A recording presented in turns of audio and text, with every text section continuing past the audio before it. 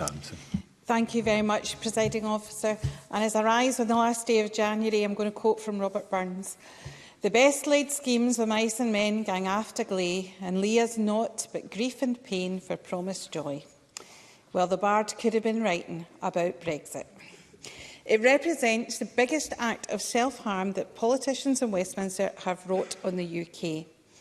If only the Leave campaign and the ERG had listened to the majority of voters out with Scotland, or the voters out with Scotland and Northern Ireland had listened to our council's suite and heeded our sage advices. But here we are. The erstwhile triumphalism of 3 years ago seems oddly muted as we mark 3 years since Brexit officially darkened our doors. The Brexit agenda has driven us to the worst economic outlook for generations.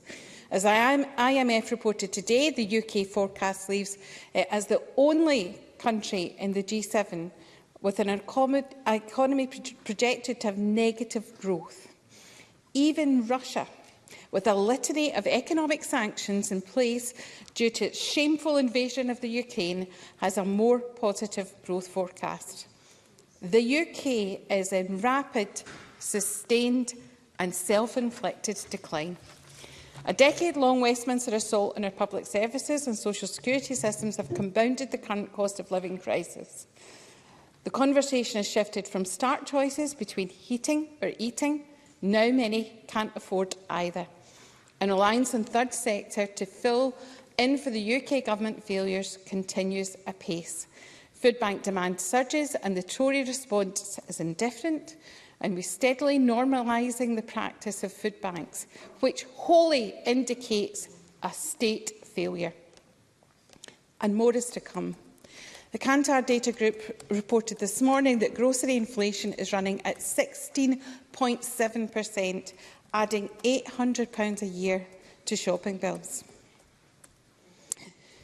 Presiding Officer, the Inter-Parliamentary Forum, which I attend as convener of the Constitution Europe External Affairs and Culture Committee, was dominated by post-Brexit problems.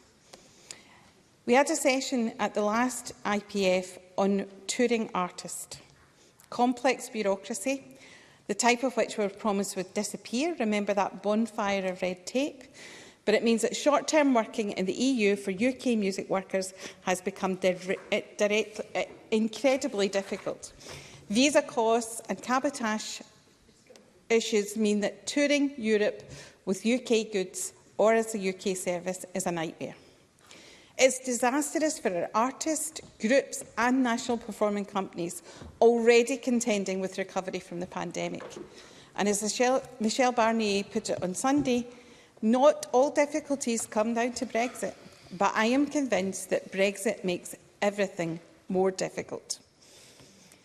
Our students have been denied opportunities like Erasmus, and our universities are at a rank disadvantage as Horizon funding is held to ransom, while Westminster have failed to resolve implementation issues over the Northern Ireland Protocol.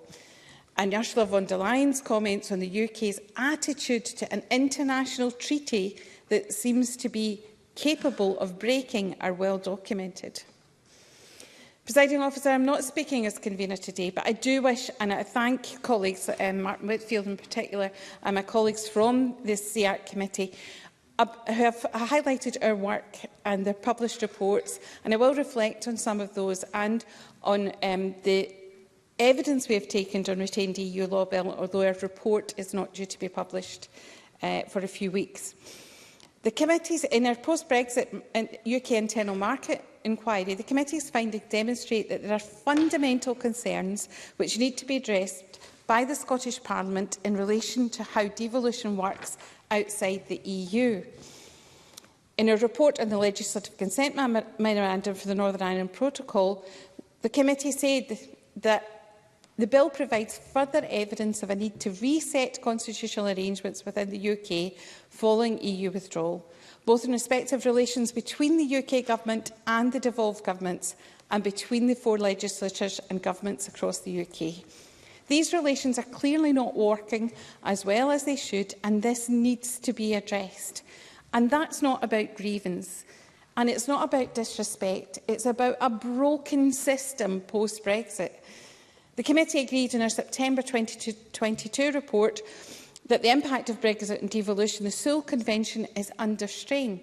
The First Minister has said it is broken. The Institute of Government put it as there is a risk of the Convention and the legislative consent process that puts Sewell into practice collapsing altogether. And that is the legacy of Brexit. The Rule report will be coming out soon.